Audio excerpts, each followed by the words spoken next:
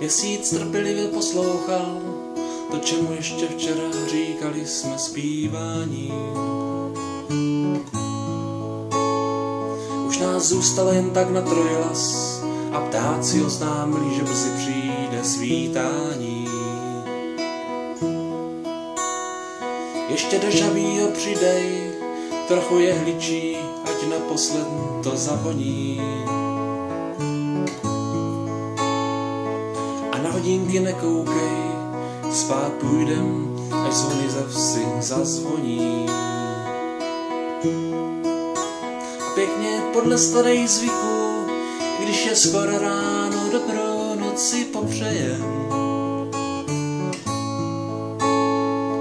A poděkujem východu, že Manitou nám dopřál ještě jeden den.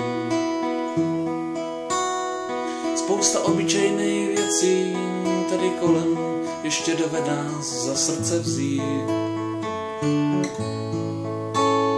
Starý pádlo Bůh ví odkud a bílej šátek holky, co hledala v řece klid.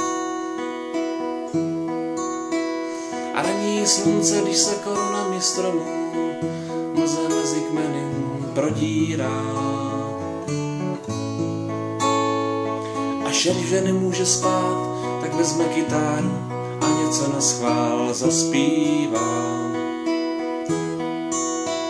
A pěkně podle starých zvyků, když je skoro ráno, dobrou noci popřejem.